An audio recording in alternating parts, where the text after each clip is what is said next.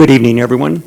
Obviously, this is Donnie Wharton, Mayor Pro Tem. I will be filling in for the mayor this evening. He is under the weather, as most of us know that's going around right now. So in place of him, we'll get our meeting as we're calling it to order here. I want to welcome everyone to the Brawley City Council and successor agency to the Brawley Community Redevelopment Agency.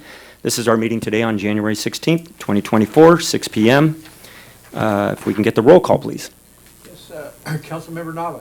Here. Councilmember Hamby. Here. Councilmember Revelar. Here. And Mayor Pro Tem Wharton.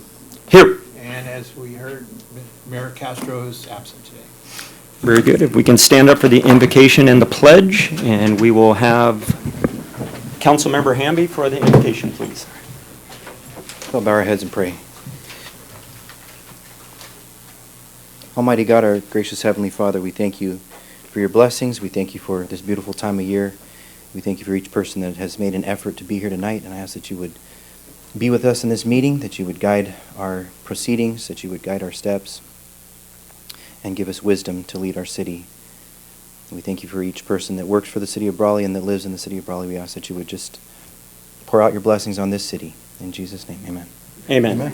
If we can have the pledge from our District's 4 Supervisor, Ryan Kelly. Ready to begin. I pledge allegiance to the flag of the United States of America and to the republic for which it stands, one nation, under God, indivisible, with liberty and justice for all. Thank you, Supervisor Kelly, and thank you, Councilmember Hamby. You're welcome. Before I call for the approval of the agenda, I would like to make an amendment to the agenda. We'd like to, under regular business, the last item, item G, which is the letter of opposition to the Assembly Bill 734, brought to us by Councilmember Revelar. We'd like to move that to the top, just ahead of item A under regular business. Unless there's any issue with that, I'm calling for a motion. I'll motion to approve as with the amended. We have a motion. Do we have a second? I'll second. All right, motion. We have a motion and a second. All those in favor say aye. Aye. Aye. Any opposed? Seeing none, we'll continue on. Very good. Moving right along, we'll go to item 2, which is the public appearance and comments section. This is not to exceed 4 minutes. This is the time for the public to address the council on any items that are not appearing on the agenda. And it's within the subject matter jurisdiction of the city council. The mayor will recognize you, or in this case, the Mayor Pro Tem, when you come up. And please speak into the microphone, state your name for the record. You are not allowed to make personal attacks on individuals or make comments which are slanderous or which may invade an individual's personal privacy. Please direct your questions and comments to the city council. Any members of the public want to come up, make a public comment? Again, not on the agenda.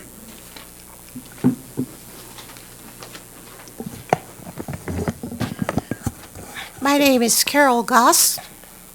To the mayor in his absence and to the Mayor Pro Tem, City Council, City Manager, City Attorney. I'm very happy tonight. I heard good news that you're working on the ordinance.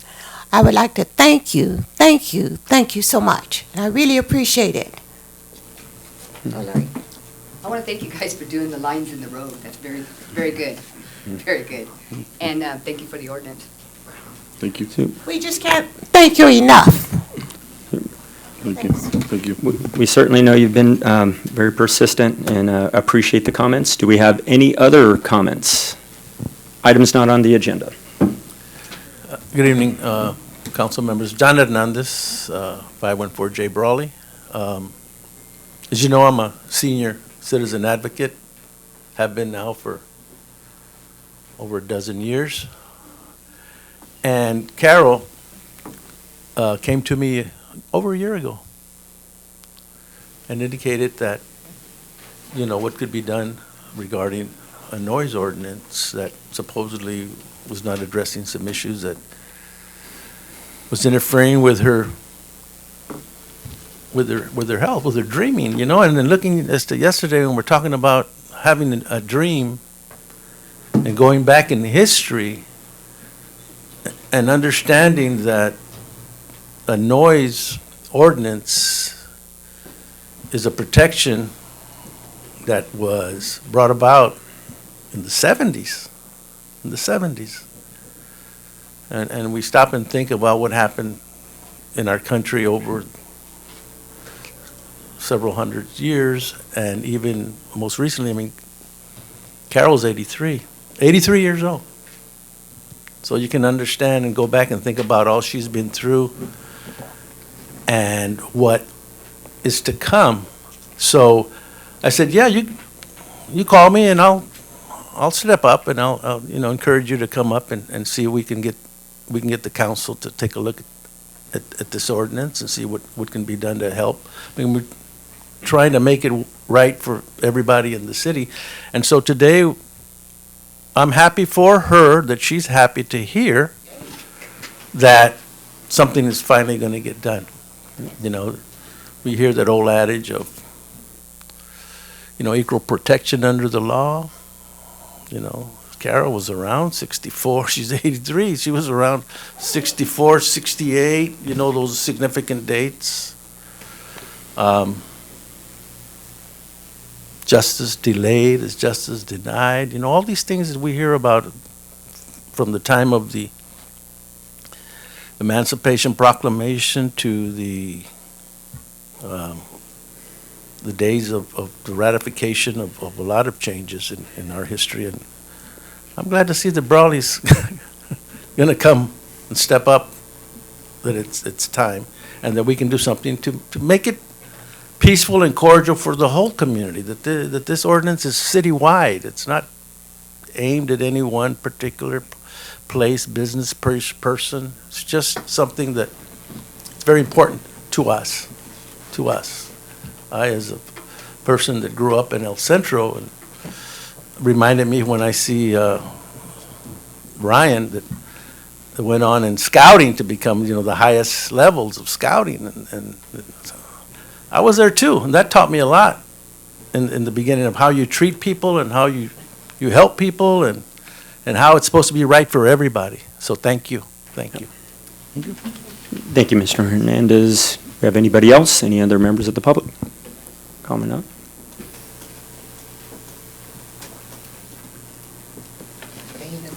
Thank you, Mr. Mayor Pro Tem.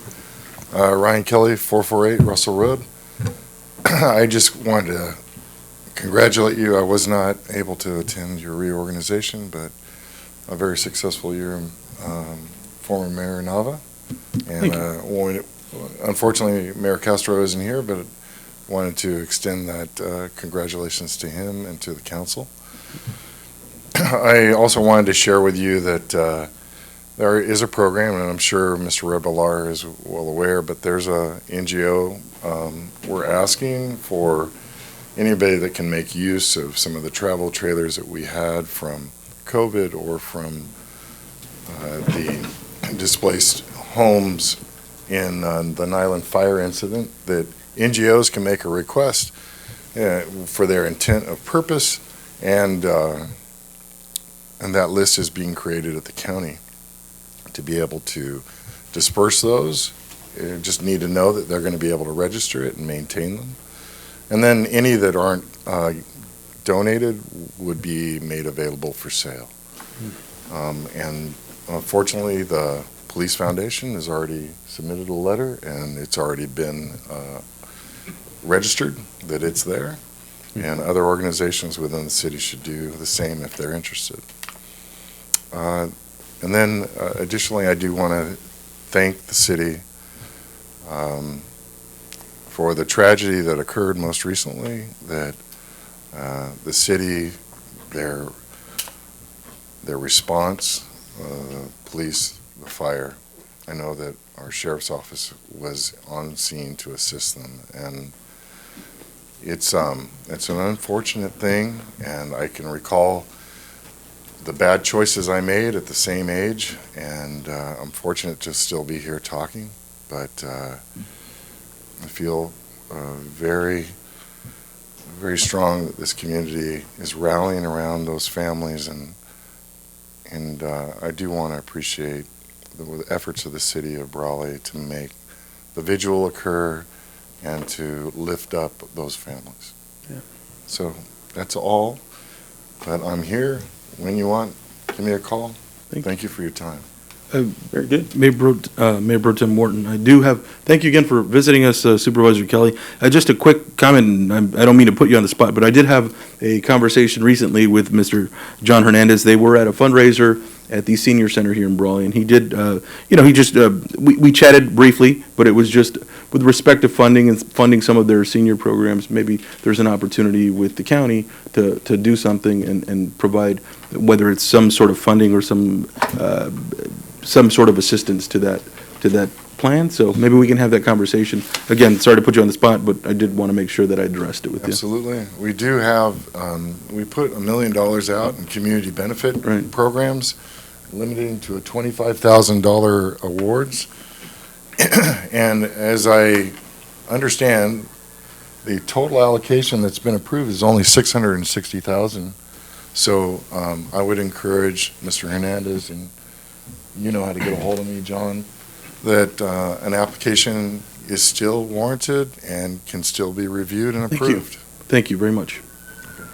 Super, thank you, Have a good day. Supervisor Kelly. Appreciate that update. Any other members of the public want to make a comment not on the agenda? Very good. I think everyone else here is agendized, so we will continue on. I do have a presentation here, a proclamation on behalf of the City Council, as well as brought to us by our Mayor, not Pro Tem, but Mayor Ramon Castro. And this is in particular in honor of a citizen here in Brawley that has recently passed, and we do have a family member here, Mr. Frank Raya. And if I can, I'll go ahead and read this proclamation, and then I'd like to present that on behalf of the city and on behalf of the mayor. City of Brawley, this is a proclamation in honor of Gasper Gastelum Raya. Whereas Gasper Gastelum Raya, and I will call him Mr. Raya from here on out, was born in the outskirts of Holtville, California in 1924. His parents came to the United States during the aftermath of the Mexican Revolution around 1920. And for much of his youth, Mr. Raya was raised in Brawley, California. And whereas during World War II, Mr. Raya volunteered to serve his country in the United States Marine Corps, having trained as an expert on a .30 caliber machine gun and the crew member to the first ever Marine Corps 90mm anti-aircraft battalion. Mr. Raya deployed to the Pacific. Mr. Raya was also stationed in the Tinman Islands and saw action in both anti-aircraft fire and small arms hand-to-hand combat.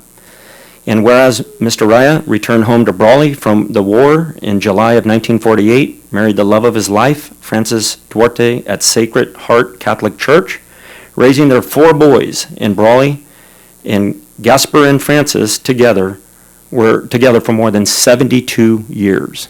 It's amazing. Mr. Raya provided for his family by working at Holly Sugar for more than 40 years, first as a laborer and later as a foreman.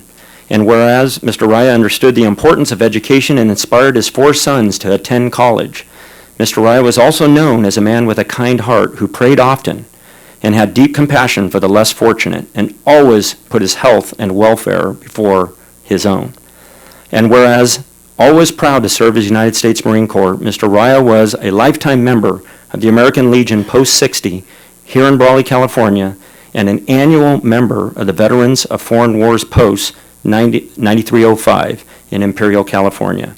And whereas the City of Brawley proudly wishes to recognize and honor Gasper Gastelum Raya for his life lived, dedicated to his family, serving his country, and inspiring those around him. For it is truly people such as Gasper Gastelum Raya who make Brawley a special place. On behalf of the mayor, I will read, now therefore, I, Ramon Castro, Mayor of the City of Brawley, along with the City of Brawley council members, do hereby proclaim the recognition to Gasper Gastelum Raya as an inspiration to all. And it is unsigned at the moment as we're presenting this, so Mr. Raya, I will, after we present it to you, if you want to give it back, we will make sure it is signed and returned to you. But if you would like to step forward, please.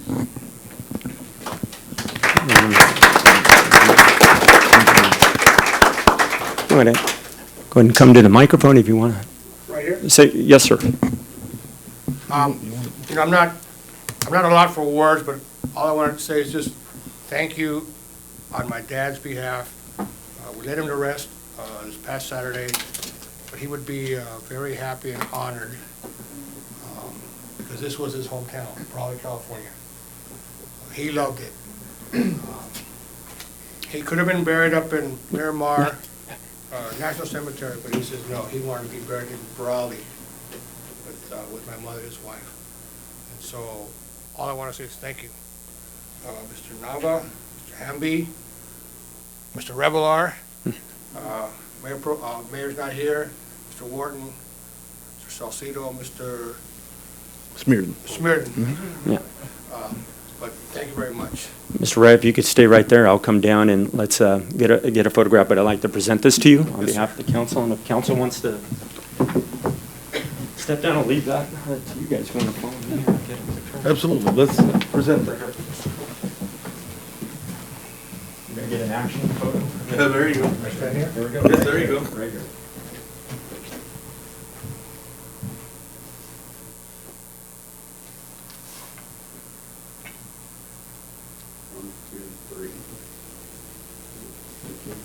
Thank you, my friend. I'm very happy. Thank you. Thank you. for service. Do I leave it? Oh, I will, yes, I will take that back. We'll get it signed by the mayor and make sure it's in your hands. Thank you. Right at your left.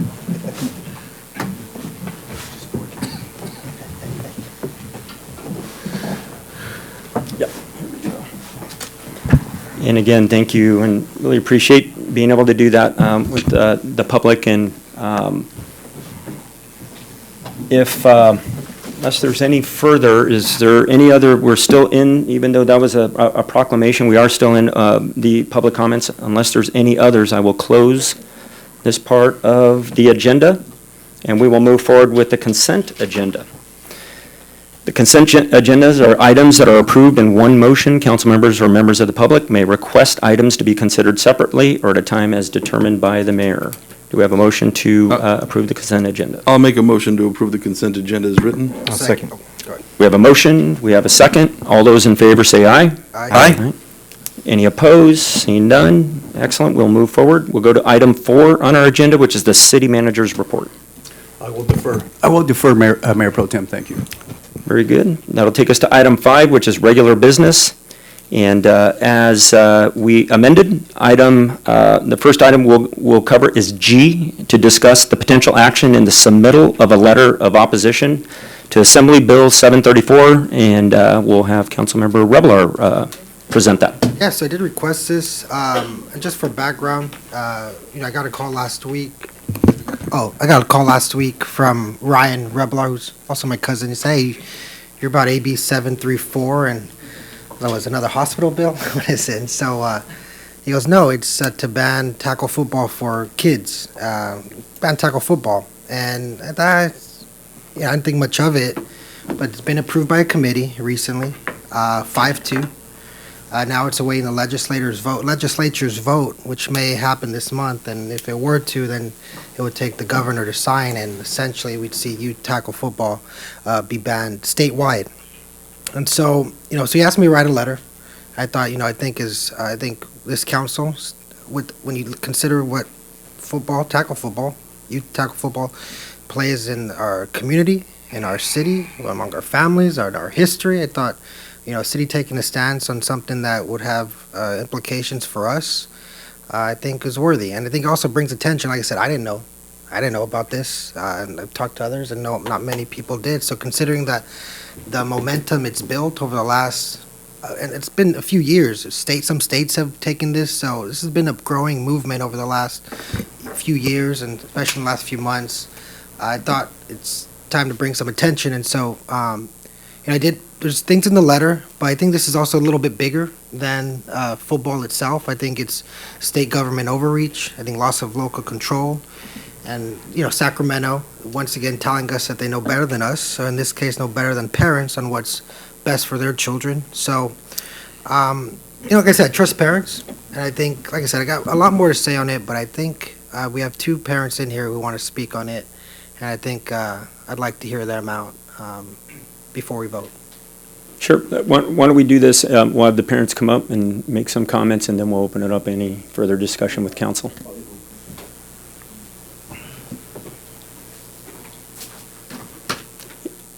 Mr. Revelar, if you can adjust that mic too, just so the public can hear you as well. Test. We good? There you go. Sound Awesome. good. City Council, Mayor Pro Tem, Mr. Wharton, thanks for having us. My name is Ryan Revelar, 1172 Calle de Cielo, Brawley, California, and I'm going to read off a letter that I sent to Councilmember Revelar. It's addressed to the State of California Committee, Assembly members. We as a conference are asking that you oppose AB 734, the ban on tackle football for those under 12 years of age is a decision that should come from those parents and guardians, not politicians looking at padding their resumes. Our conference participates in the American Youth Football Organization and offers organized and supervised tackle youth football, flag football for those ages 5 to 7 years of age, and cheer for participants 5 to 13. And just like all youth football organizations, Pop Warner, Snoop Youth Football, Junior All-American Football, United American Youth Football, our coaches and our assistant coaches spent countless hours training and implementing safe football.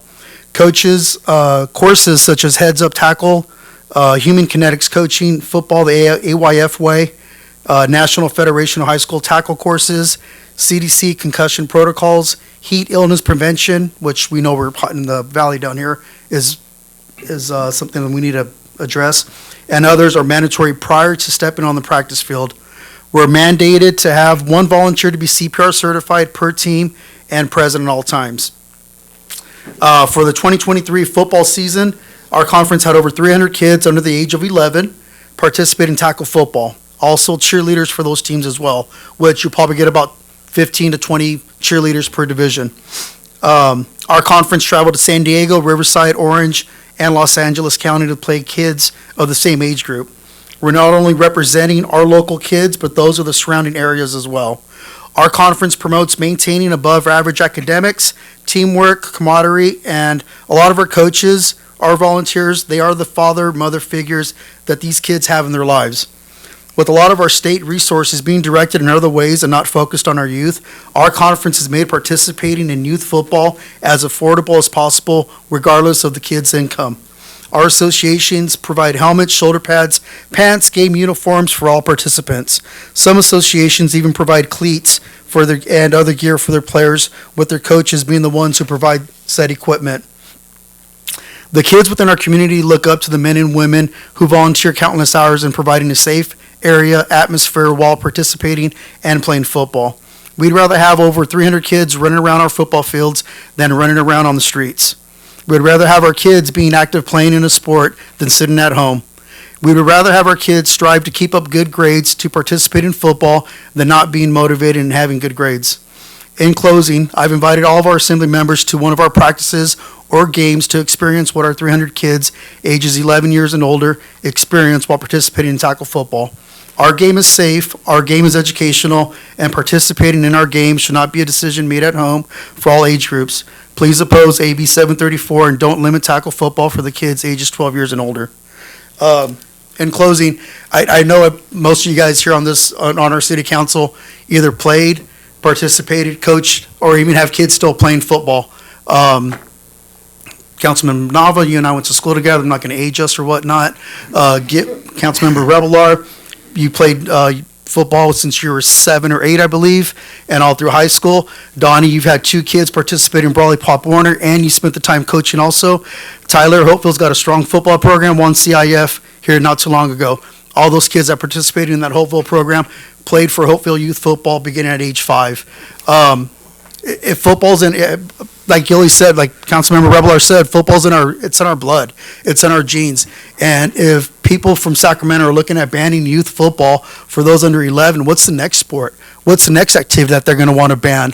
Is it going to be wrestling? Is it going to be boxing? Is it going to be soccer? I don't know. But I'd like to see our city council members be the tip of the spear that I've known that Brawley city council members are in leading the charge in banning AB 734. Thanks, gentlemen. Thank you. Another comment? Hi, gentlemen. Eloy Martinez, Brawley Fire Captain, also youth football coach, and the 2024 football youth president for the BYF. So, it's like Ryan said, the ban is to ban football for ages under 12. Right? It doesn't mean they can't play flag football. That'd be something we'd have to look at. But having kids, I know you guys as they get older, they're getting control of their bodies and they hit harder. And if we're not teaching them how to control that size and aggression through proper tackling, they're going to hurt somebody without building that skill from when they're young. Or hurting themselves. Hurting themselves, right? And that should be, as a coach, that's something that we teach these kids, proper tackling. We don't go and send them in biggest versus smallest. There's protocols we have to follow. There's, like he mentioned, all the training we have to go through as coaches, as organizational leaders. We have to prepare our coaches, not just the kids. So our coaches have to understand we don't put the big kid versus the little kid. Right? We match them up equally. We do heat illness here because of the weather. The other organizations, other areas don't require that, but we added that because we need it.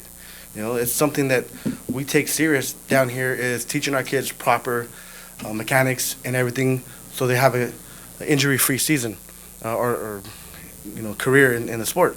So we're just asking that you guys consider and support the decision to keep it in the parents' household and don't leave it to the state or to make those decisions for us. And, just if you guys have any questions or anything like that. Or at least leave it to local control. I mean, if the Yeah. association itself locally found Yeah. objection, then, I agree. Yeah. I mean, I played football. Look at me. I'm totally normal, right? Right? I mean, So- Like playing, Right. playing. my older Right, kid, yeah, right. my older kid is my size. He's 12 years old, and he's a pretty big kid. But my little one, he's tiny.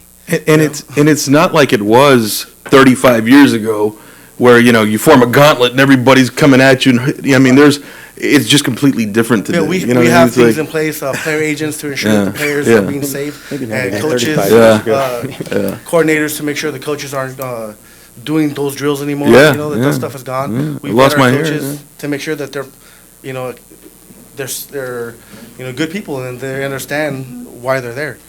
To build the kids up, to teach them proper, not just let them wail on each other. Yeah. Yeah, and like you said, like parents aren't putting their kid in football for them to be hurt. They're there for the camaraderie, the collaboration, And, the yeah. lessons. And that's something I take serious for my own kids, and aside from the community, I want to make sure that my kids are safe, your kids are safe, your grandkids are safe. Yeah, absolutely. So, I imagine part of the pushback was due to, meaning talk about concussions and things like that. I imagine that's part of it, right? And so. yeah, the dangers, yeah. dangers of football. But, and equipment's changed too. Equipment and, the training has changed. A lot of different things have changed. It's not the same as it was many, many years back, so. I think anything can be dangerous. Yeah, absolutely. If you're not prepared. I mean, you're a pilot, correct?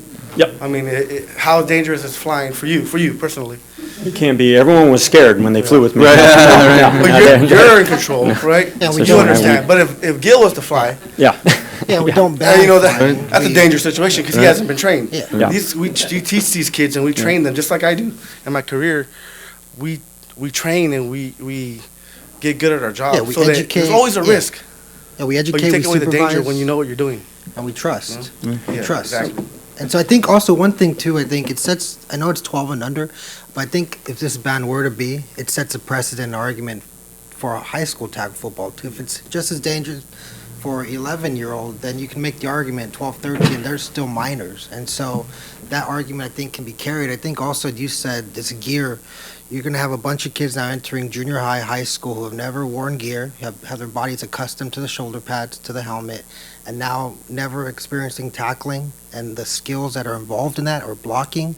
And so I think you'll see a compounding effect of injuries. Yeah. And then you'll see legislators once again will be in a circle saying we got to do something. They're going to stop high school football And because they'll, so I think it is saying the precedent will be, it's a kind of a cycle in a way that we need, at least stop at this local level, at least bring awareness to it. So- Instead of encouraging like youth sports, you know what I mean? It's like, that's my issue with the state of California. It's like overbearing, overreaching. It's like, ban Xbox, how about that? You know what I mean? It's like, come on, do something else, but, yeah. Yeah. ban McDonald's. Right, exactly. I mean, it's just, Yeah. yeah. Very good point. Anything else? I mean, thank you for not only the comments and that part of the presentation. I do want to make sure, is there any other council comment? I know we were kind of chiming in, and I'll probably punctuate with just my final. I had my thoughts at reading the letter and obviously the assembly bill. As pointed out, not only, I did coach 10 years, and I coached both my boys when they were from ages 7 on up. They played contact sports all the way through Division I college. So that, but all things considered, many, many years of it. And there's no doubt, I think both these gentlemen hit on it. It's all in the adults and the coaching, and I will put our association, our parents, the support that this community has. It's an essential part of a lot of these young men's, their development.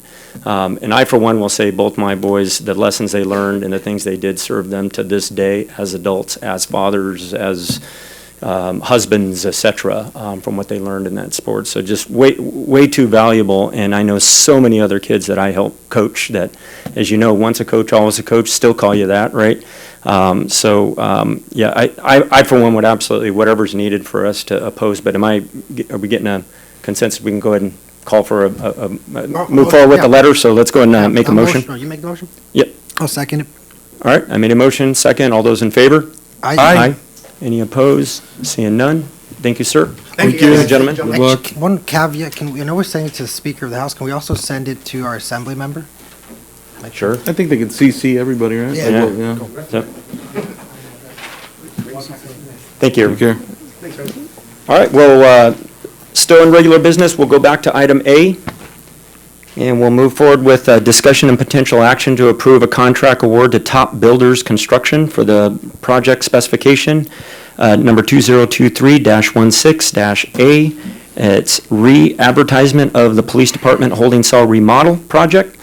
The project amount is $171,649.06 with a 10% contingency, as scripted and presented in the agenda here, and it'll be presented by our Police Chief, Jimmy Duran. Good evening, members of the council, city manager, public. Yes, I'm hoping to get your approval for this award for this contract to Top Builders Construction, and the amount is $171,649.06. Then again, with the 10% contingency, this is going to help us address our evidence room remodel. We've been really working with a makeshift solution for the last, I don't know, I've been here 3 years. We've been operating that way, and I'm sure it's been like that for quite a while. If you have the opportunity to walk in our building, it's really just some old, empty holding cells.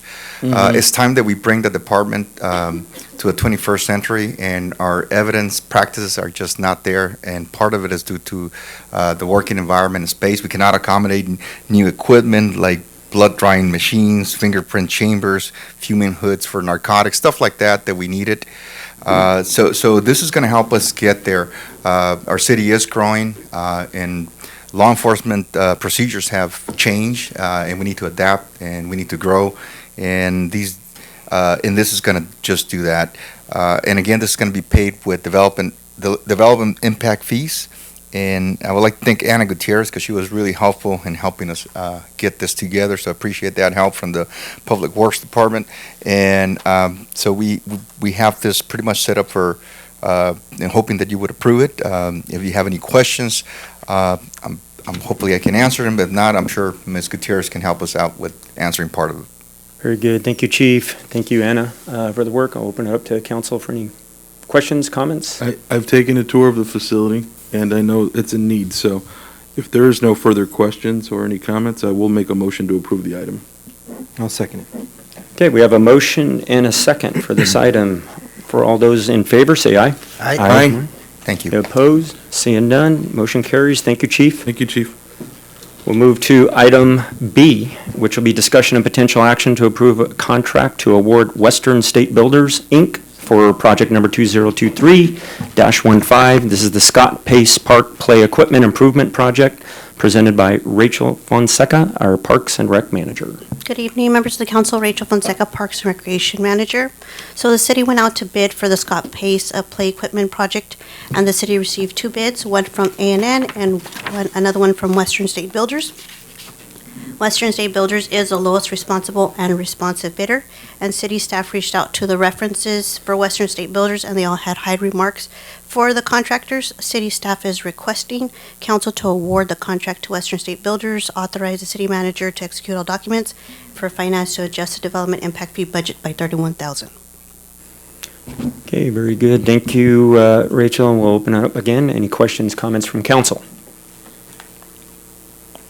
I'll start off with, I know I've received a lot of public input on this park in particular, so, being likely echoed by my fellow council members there, I know it was needed, and I know we were working on this, so I do appreciate the workup coming up on this. And looks like with the funding in place and sourced in lowest bid, Yeah. I'll leave it there. I have no other questions. And it should be completed by April?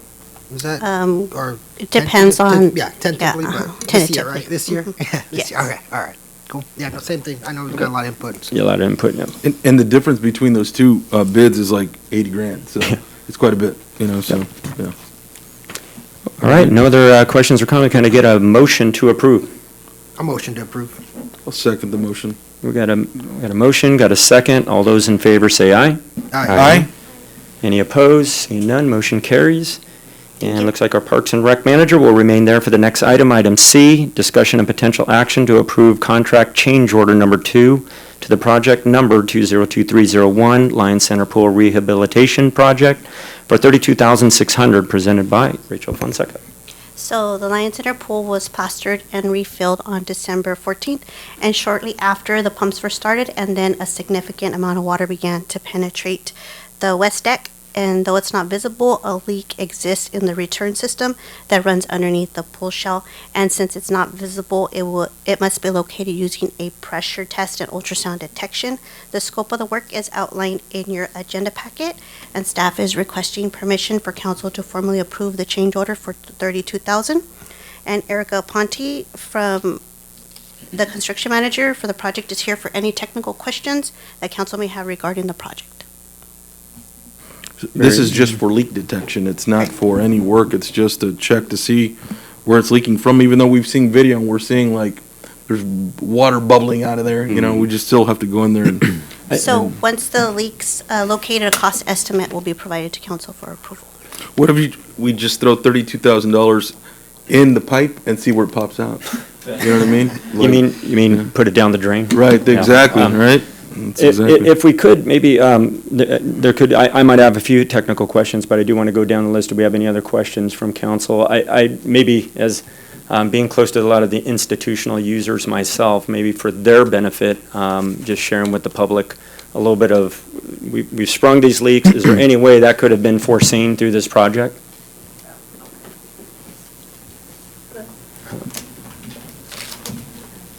Good evening, members of the council. Erica Ponte, Erickson Hall Construction.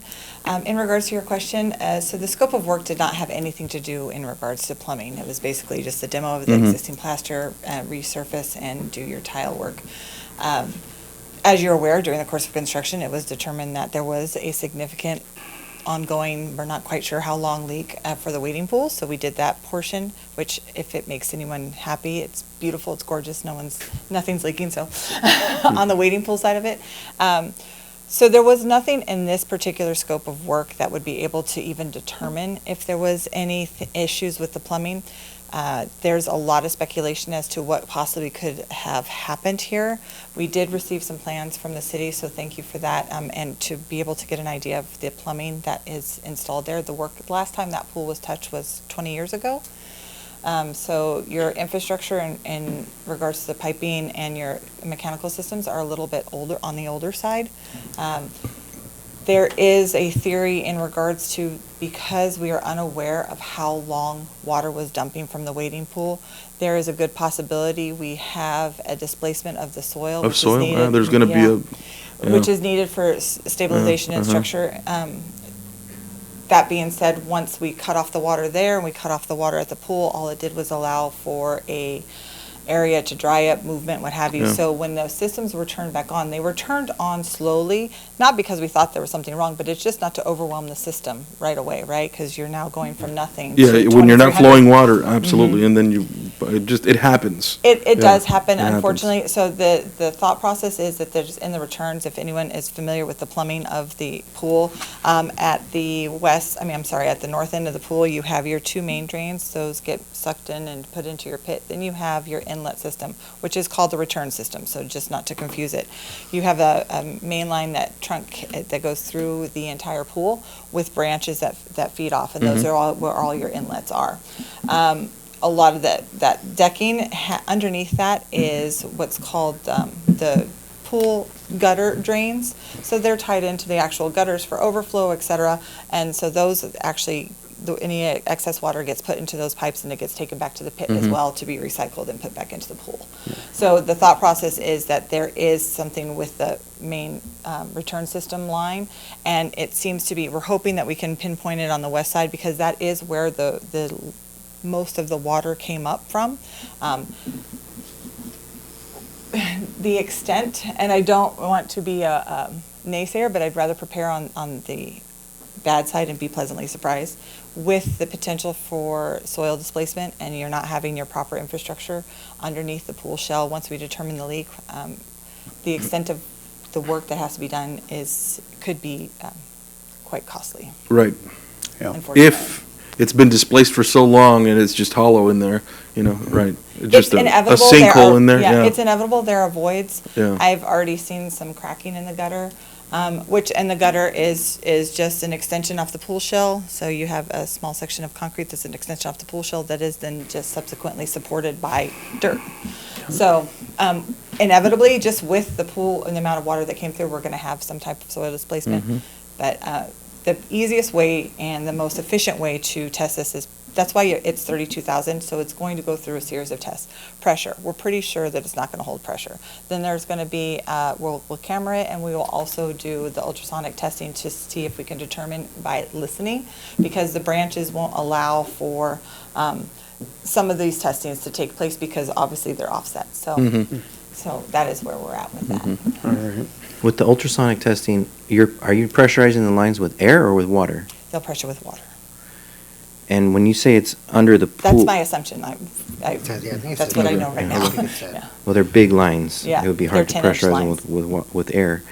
But we do cap it, so they will put a flange on the pipe, so we're not affecting the system. It's just water pressure test like you would like in plumbing inside the, Yeah. The ultrasonic, it will allow us the opportunity to try and hear, so we can pinpoint where water. Yeah, where the leak may actually be. But, so you're thinking that it's underneath the pool, the actual, like the... That would, with the amount of water that came through, so one way to understand that it's not coming through a piping system, that it's actually coming through the dirt. So there is, if you go to the pool, on the west side of the pool in the decking, you have your gutter drains that kind of meet in a central area, and you can pop off the grate and kind of take a look. When that water is flowing, the water is actually, it looks like it's coming through the pipes, it's not. It's being displaced through on top of the PVC piping, underneath the concrete encasement, so it found a gap, and that's where the water is coming through. And even if you were to, and this is later, I'm thinking way later, but, I mean, not this work, but even later, if you were to repipe things on the outside of the pool, you still have potential massive gaps under it, so it's still, you know what I mean? So Correct. Like I said, without the understanding of how much water was being displaced from the waiting pool, and it's it's possible you had something slight, but with the circumstances as they be, you let it sit. I always do the calcium crust on there. It keeps it sealed until you move it. Absolutely. I mean, you know that. Yeah, absolutely. Until you move it, Unfortunately, and this one didn't have anything. There was no testing requirements. There was nothing to do with the equipment. The equipment was shut down prior to them draining, and so. It's like dry cast iron. Yeah. That will leak, but as long as you have water running through it, you're going to be all right for a long while, so. Yeah, no, I get it. So potentially, they may have to cut open the decking, excavate, and then try to compact soil back underneath the shell of the pool. Not only the decking, it's potential The that pool that itself. the pool Pool itself. section. Like Because re-demo the pool. That yeah. we just, Now, I did confer with the contractor in order to mitigate costs, because clearly, obviously, it's brand new, so that it would be done in a way to, obviously, you'll be able to see it somewhat, but we'll do it in a way to you make make cuts. it look intentional. So, and make straight cuts, and it's part of the pool design. unfortunately, There yeah. our city manager. So I've been in contact with one of our main industrial users, so they're in the loop and making plans to not have the pool this season, because we're at least minimum 60 days out, if not longer. If not longer. Yes, and so with the other user groups, we were wanting to see what the damage is gonna be before we make an official announcement on, what we foresee in the future. And one last comment is, So we're underwater on this project. we're underwater on this project, but I was gonna say, I appreciate the council's foresight in past budgets, the last two in particular, to fund the capital improvement reserves for just that. It's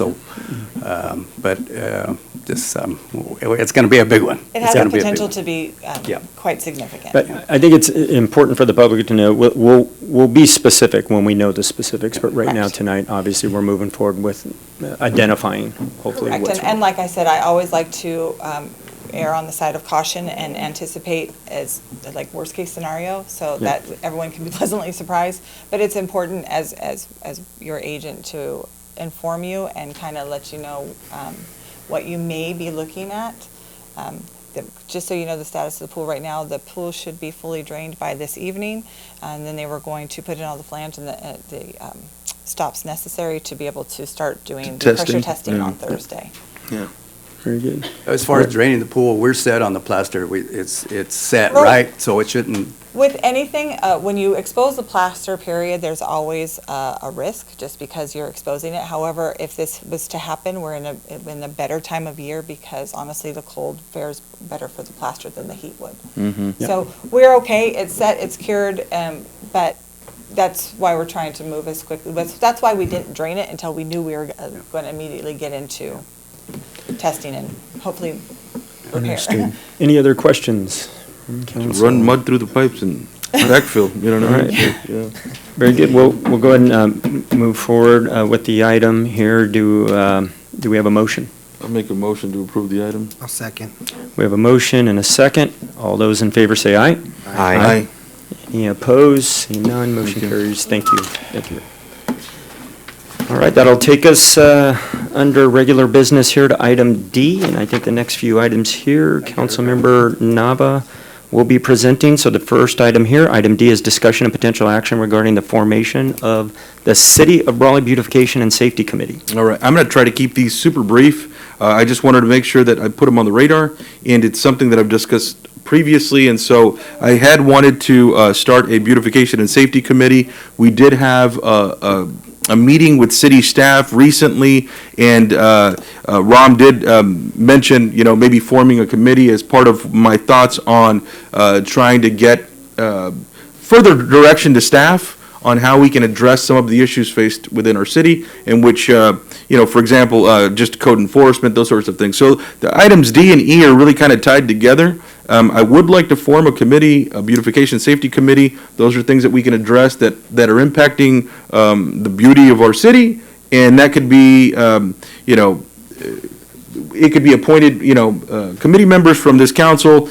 I'll work out the details. I just wanted to put it on the radar, okay? So, and I hope to have something here soon, but that includes, beautification and safety really kind of go hand in hand oftentimes, and so we do have a lot of vacant properties, and some are commercial, some are residential, but I want to be able to address that. We do have some homeless issues here in the city, and those have become problematic for our community in the form of beautification and in safety as well, and so I want to address those things. But tied to that really is something that we've had previously, and I know I believe Councilmember Wharton, Mayor Pro Tem Wharton, was on council with me when we did have a code enforcement officer. Yep. And so the redevelopment agency through the state of California was disbanded, and so the funding mechanism to have that code enforcement officer went away. And so I just want to put it back out there to see if there's a way to fund that position and really kind of address the things that we already have rules and regulations for.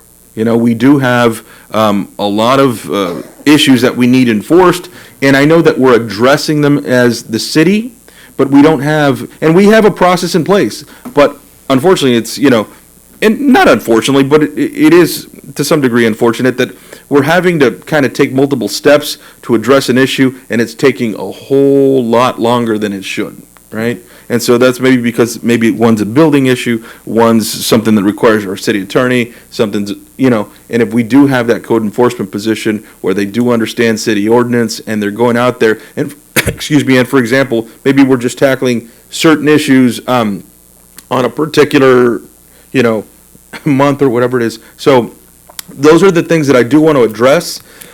Excuse me, let me drink some water just to clear my throat. You bet. And Councilmember Nava, I know a lot of that falls on our existing departments and staffs. Right. Whether it's building, our PD, fire department, And it's et not their cetera. primary focus, right? Right. And so I would like to have somebody who's primarily focused on that. Now, going back, and again, I'm going to go back and forth briefly on those two. The Beautification Safety Committee, I would like, to include community cleanups, to include a lot of different things that we've done in the past, but kind of centralize it to where we do have volunteer groups that can help as well. We do have our own city staff. We do have a lot of things that we can address these issues with. And I've said it in a way that's not necessarily that polite, but Brawley really needs a cleanup. There's a lot of different things out there that we're faced with, and some of it just has to do with people not taking care of their commercial properties, their buildings, their residences. There's a lot of that. So we do need to address it. Some people have multiple cars on their lawn. It's just the things that are just, we have rules and regulations for it. We have ordinances, but we're not addressing them, right? So those are the things that, quite honestly, that's the difference between communities in the valley and when you go to different areas. It's just because it's really more enforced. That's just it, and so I'm not saying that we need to crack down on every single thing that we're doing in the city, but we already have those regulations in place. We just need to more closely follow them, and I think that's really important for everybody, right?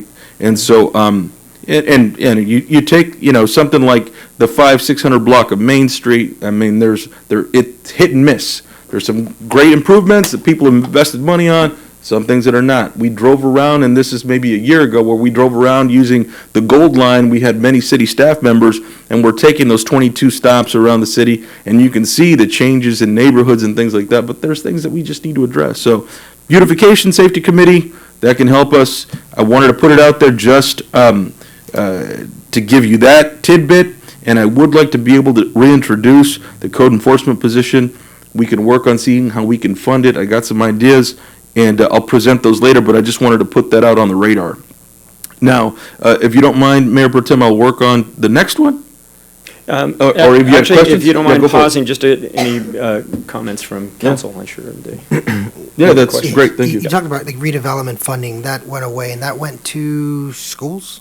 I'm not sure where it went, but I it think didn't go, it went away, brother, you know It went what I to mean? public schools. Yeah. And so I guess, that's like when you talked about, right, time and money, right? Yeah. It's gonna be time, not just for us, but staff and volunteers, and time and money, and most of the time is money as well. And so when it comes to funding, I think maybe even working with our schools to see how we can tap into, because schools and the cities are, related, are interconnected, and their funding is pretty good. It's substantial, absolutely, So I you know? think, again, when you talk about redevelopment funding and working with our schools and how we can collaborate, so I think when it comes to even the beautification safety committee, incorporating them as well, because, schools deal directly with beautification and then safety as well. I mean, now, our law enforcement sometimes is stressed by calls and whatnot for schools and the neighborhoods around it. So I think incorporating the schools, not just for their input and data, but also potential funding for some of these initiatives. But I think they're really great. For the code enforcement, is it just whoever's on duty enforcing No. code enforcement, or right No, now, it's or- usually driven, quite honestly, by complaint. And so it's not proactive, Yeah, it's reactive. It's complaint oriented. Yeah, so it's reactive and not proactive, and so that's where the bigger issue lies. And so we're not necessarily, and it's onesies and twosies, you know what I mean? So that's the issue, is that we're not taking items on as a whole, and so that is the bigger issue, right? And so those are the types of things that we can see, and I appreciate the feedback as far as, working with the school districts. I did also invite Republic Services. They are already a contracted service, and, just even informing the public of the types of services that are provided by Republic and some of the services that they're already paying for, right? So just reiterating those things. There's a lot of things. Those are the things that I spitballed during the conversation. I had great feedback from staff. So I'll formalize that a little bit more just to give you a better idea, but just I wanted to put it out there so you all get an idea. It's something I've been working on for a long time. I just haven't had the time, and I'm going to dedicate this year to try to working working on this and seeing if we can make a pretty significant difference. And the reason I think it's also important is because we're in the process of doing a massive overlay on Main Street, and so that, we're gonna have a nice new road, and I wanna make sure that we make those improvements throughout that, part of the community, so, and that's really kind of the center of our town, and it's what's visible, I drove, Wildcat today, and you're seeing new development out there, that looks nice, but other parts of the city that just don't. And we need to be able to honestly address some of these buildings that have been sitting vacant for so long, and they're broken in, they're broken down, broken windows, tagged up, and it's just, they're not addressed. So we need to be able to start addressing that and being more forceful with the property owners. I have property in Brawley, I have a lot of it, and I take care of it. And nobody has to tell me, and there's a lot of people that are just like that. But then there's a lot that don't care, They're slumlords or whatever, and it's like, that's what I want to address. So anyway. Councilmember Nava, so we'll take item D and E, and this is for all of us here, we have a council. I guess the direction will be to, you'll look to we'll have this item come back for appointment, maybe from the mayor on forming a committee. I'll maybe fine tune it. How about that? And then we can reconsider it and then just go from there. I just wanted to put it on the radar. I do really like, you said incorporating Republic and other contractors. I think it's a really great idea to, especially Republic, they come every year with the rate increase. No, I'm Right, kidding. right. So the least you can do is, no, but I think that collaboration of us helping them as well, and that, they serve us, and, I think there's once again, collaboration with schools or contractors. I think Yeah. it's a really great thing. And We already have a lot of these things. We just need to formulate a plan on how to act on it. Like, it needs to just work a little better, and so it's there. It's not like we're reinventing the wheel. We're not. I don't even expect to have any new ordinances. It's they're already in place. We just need to address them. That's it. And so we need to find that method to do it. And quite honestly, there's a lot of volunteers and other resources that we have access to. And I know Chief Duran is working on a few things too. I want to be able to incorporate his ideas and work on some things. I know he's done some work, so want to be able to do that as well. And go ahead. Very good. Thank you, Councilmember. So I think that addresses item D and E. Oh, yes. If I may, if council so desires, on item E, do you wish to potentially bring that back for potential adoption next meeting for implementing the officer? Why don't we do that if everyone's open to that without, the funding method determined yet, right? We could work on that. Just to work on seeing if we can create the position, even if it's not funded yet. That would be important. Starting with that, and the timing's kind of perfect because we are rolling into budget season upcoming, so we're going to have these discussions. Maybe we can do that, yeah. That would be something. I mean, to council members Nava's point, staff has looked into the potential of the job description and those type of things, and discussing potential fundings in the short term, long term. It's one of those things that at this point we can't afford not to do it, really. And I have some ideas on how we can do things, especially with the Main Street improvements. So I have some ideas. I don't want to necessarily say that just yet, but I'd like to be able to introduce that position. That'd be great if we could. Okay. For potential discussion and adoption next meeting. Yeah, that'd be nice. On E. So that gives us some action for where we're at with D and E. And again, thank you, Councilmember Nava. It's on the radar. I know there's one more item here, item F. Item F, and this is brought up, I don't know if it was by Councilmember Rebler previously. I think you'd talked about, and there was, I think the gentleman's here today, from the mattress company, he asked about. Now, if you don't mind for the public, let me just read that so they know. Yeah, go for it, I'm sorry, yeah, go for it. We're talking about the discussion of mitigation efforts for potential impacts on local businesses in the Main Street construction project area, as already discussed, I think in some great detail, I think it was our last council meeting, so. Previously, right? And so, and I know that, I just wanted to be able to reintroduce this topic, it was brought to my attention again, and so I just out of professional courtesy, I did want to discuss it. I don't know if we do have some form of mitigation, but as we heard from our supervisor within the county, there may be some funding sources, whether they're minimal or not, but that may help, whether it's through some sort of help, right? As we do this improvement in downtown Brawley, right? And so it's not just downtown Brawley, it's throughout the Main Street. I know it's not a lot of funding, but maybe even some sort of marketing campaign, advertising campaign, that could be useful, right? And so, and it could be just that, just bringing awareness to, and maybe it's not even funding, I don't know, but maybe it's video to make sure that people understand that businesses are open, having them shop, spending time, energy, and getting that message out. I think it's really important. You know, I was able, and I know I have it somewhere, but the old advertisements of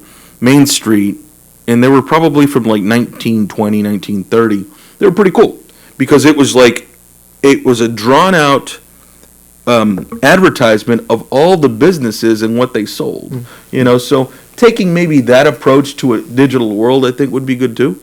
I don't know, you know, and so, again, I did want to be able to, and maybe that's the mitigation effort, just creating greater awareness, you know, who knows? But doesn't necessarily need to be funding. It could just be a really concerted effort at awareness, you know? So, if I may add to that discussion, Mayor Pro Sure. Tem, Ron Medina, Public Works Director, and I met with, I'm sorry, naming, Joel, sorry. Joel. Drew a blank there. Today, and reviewed the plan with them, and we plan to do that with each individual business as we get there. And there's, you know, education is key. And matter of fact, Joel had brought up an idea potentially for some parking during that time that we need to work on. So we are definitely want to engage the businesses and hear their ideas. Good. On that end. And again, we by the time we hit down to that section, we're 6 months out potentially. But we as we go by phase, Right. we're going to go to the next one and the next one, and continue those conversations and see, make sure that education with the businesses and get some feedback from them on what potentially we could help. and maybe even, you know, again, a mitigation effort. Thank you for that. Yeah. Maybe part of the mitigation effort is bringing awareness about the businesses down there. You know what I mean? Yeah. Like getting people to know, Yeah. you know, that not only are they open, but they are. this is what they're doing. So, you know, just Sure.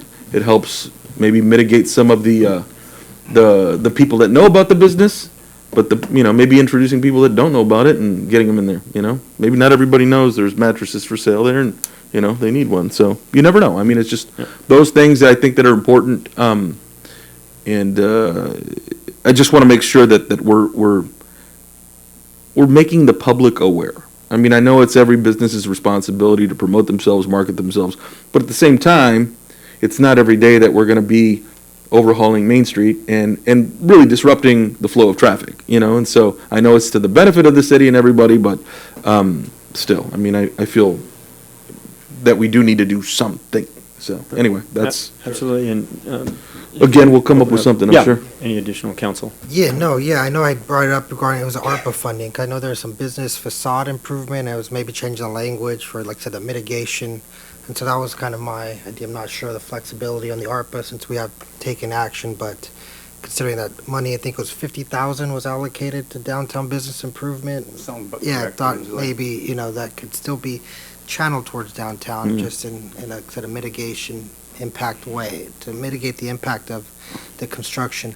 Now, the county, like I said, I know Supervisor Kelly brought up community benefit, and about a year ago or 2 years ago, they allocated community benefit funds to Calexico businesses for impacts of SR 98. State Route 98 was closed for some time, and so the businesses did rally, and the county did allocate. I can get that info to you, and maybe even as simple as sending a letter to the board saying, hey, here's a framework that you guys used for these businesses impacted by construction. Perhaps, you know, we can follow the same thing and get some to the north end. And it goes back to even tied into beautification to some degree. Several years back, and this has been several years, I had called up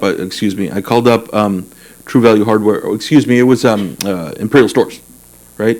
Imperial Stores, and partnered with Imperial Stores as a city, and partnered with them when they were having a really kind of a massive sale. And so what it was is like providing discounts to local businesses in Brawley, and so they could buy paint, supplies, all that sort of stuff at a discounted rate. And so just to help promote beautification, right? And so maybe that's just something else that we can include in there somewhere. Like I said, they're kind of tied, all of them, but Yeah. it's just, Yeah, you brought up, City of Indio, I think, just did something similar. So I think, like I said, these things are out there. I've done it, Yeah, so yeah, here. you're right. yeah. You're right. Yeah. I will say though, there is life in downtown. I thrifted this in downtown. It's growing, I think, and that's probably what, perhaps the fear of those business, that momentum can be halted with this construction. Because I know people talk about thrift stores, but got this tie, got this cardigan. I'm solid by the thrift and coffee. We have great coffee in downtown. I think we have 3 shops. Even recently, the Border Coalition held a meeting, which I've never had a public meeting in a downtown, and it makes sense.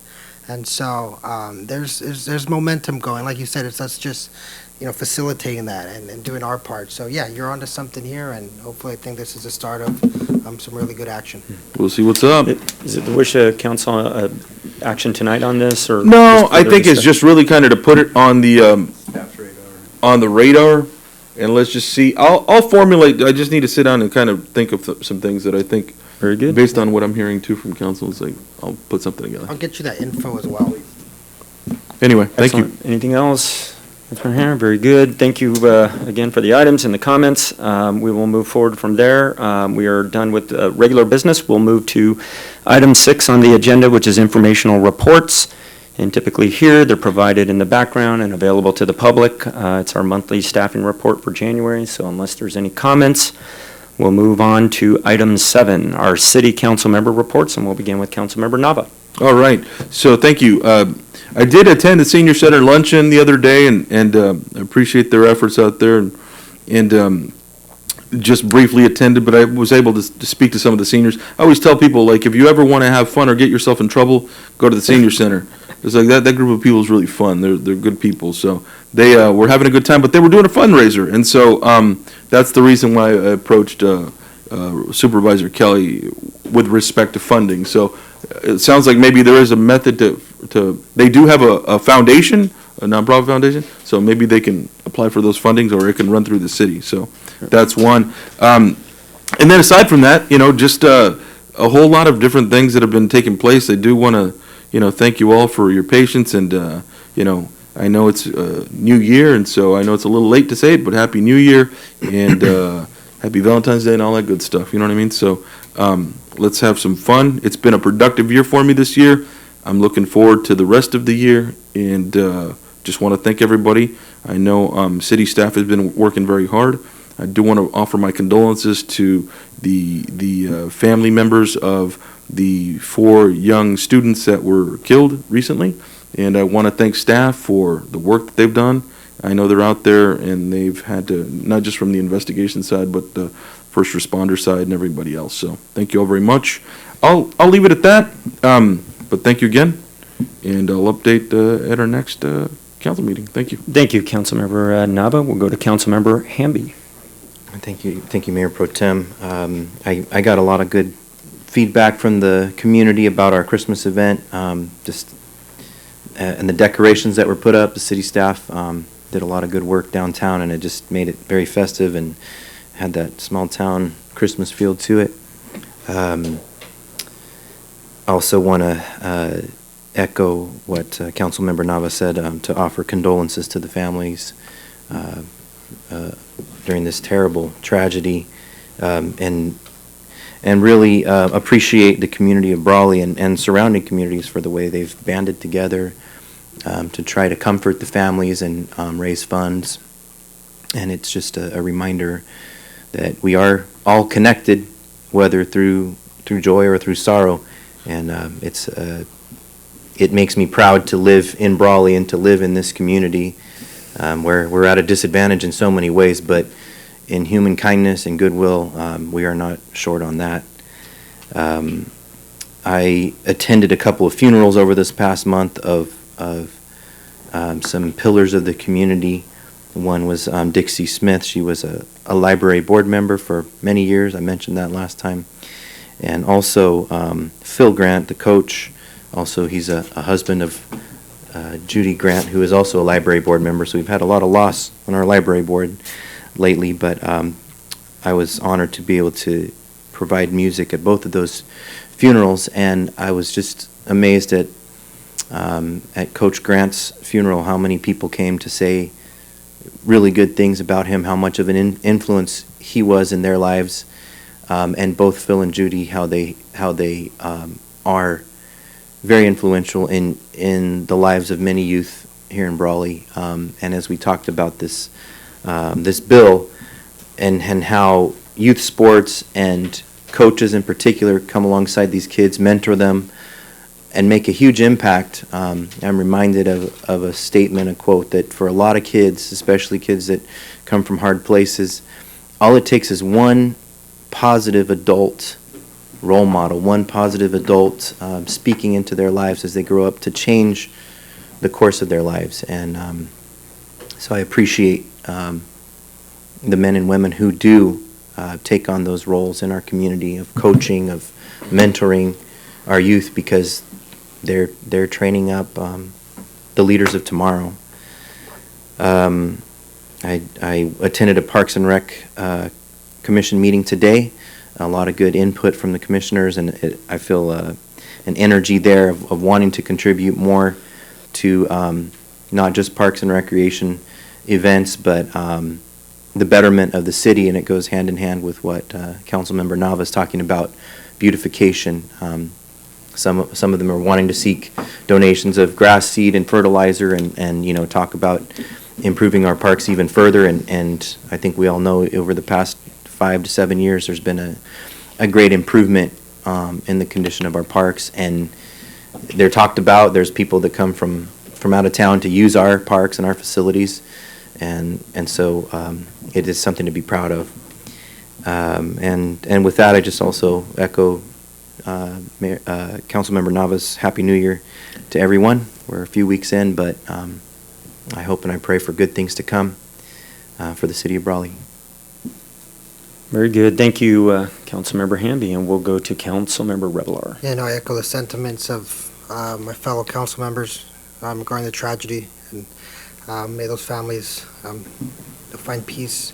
We are a strong community, but and Councilmember Hamby said, there's been services for multiple individuals that we've lost in the community. Even also, I know Brawley recently lost Rod Smart, and so Former council member. Former council member. Mm-hmm. And so, this year may have not started how we wanted, but he said the community, our city is strong, our people are resilient, and we'll come together. And like I said, although we may have started how we may have wanted, I know we'll definitely finish and learn from all this and come together and be stronger as we progress through the year. So that concludes my comments. Thank you very much, Councilmember Revelar, and I'd be remiss again, in my thoughts as well to the families. I always think of, for the departed, it's not the departed, it's the surviving family, loved ones, community members, those that have to kind of move on and pick up some very difficult pieces. So I do hope the family knows on and off record that this city, this council, this community, and I did receive multiple text messages, phone calls from colleagues around the valley as well, and I'm sure my fellow council members did too, really offering, and here we are, we're just representatives, right? We're not necessarily family members per se, but I think the valley does come together and we all kind of treat each other as such. So will be very difficult, and I certainly am confident of one thing, that all of us will be there for each other, and hopefully keep these memories and these families in our hearts and our prayers. Also, with the other members that were mentioned, and I'm glad that Councilmember Revelar also mentioned Mr. Smart, who outside of Smart Documents and has been a well-known business, a downtown business or a Brawley business that so many have grown up with, but also served on this council. So I didn't want to mention that. And I believe his name is still on the plaque that's over at the library. You're fortunate to serve when some of those big moments come up. You're kind of memorialized, forever. So certainly, and right to the end of his life, he was still serving the public. I believe at the IVC Foundation, raising lots of funds. So again, our prayers out to the Smart family as well as the Grant family. The only business type item I did want to bring up, it was alluded to in public comment under the noise project and ordinance and the numerous appearances all year. Things slowed down a little bit through the holidays and through some of the breaks, but I did continue my conversation with the city manager / staff with the idea of where we take everything that was done. I think the good work that Sergeant Garcia and Chief did on I think, numerous measurements that were taken. And it was my wish with council here, as we know, if we want to put items on, we want to kind of echo that and get at least the endorsement of one other council member. But my suggestion at this point is to take all that we have learned and move forward, potentially the next meeting of bringing back a draft or a proposed ordinance, specifically that I think addresses the downtown area. Let's do it. And I think we've heard a lot of information, so I think we're ready for kind of a draft summary, and then we can debate that and have an open public discussion on that at the next meeting. If that's We okay can with make some council. noise. We can make some Right. noise. So if our city manager's okay, it sounds like we have a consensus there. I don't think I need Yeah, I think a motion. he's got Okay. more than one. I know we've discussed it on just about every council meeting, so I thought that was important for the public as well as the direct citizens that are involved, obviously, in the issue. So, and I appreciated their comments during public comment. Any other? No. One other last item that I do want to bring up is, actually, I'll probably just wait on that and hold to the next meeting. So outside of that, I think that brings us to the city attorney. So appreciate all the comments, appreciate staff. We'll move. I think we're kind of finishing up here. City attorney report. Do we have anything? City Attorney, right. Item A on closed session, there's no decision on that fee motion yet, but we do have a couple of significant things to talk about in closed session, so we'll hold the rest until then. That'll bring us to item 9, closed session. So we'll take a brief recess, and we thank the public and everyone that tuned in, and we will see you at our next meeting. Thank you. Thank you.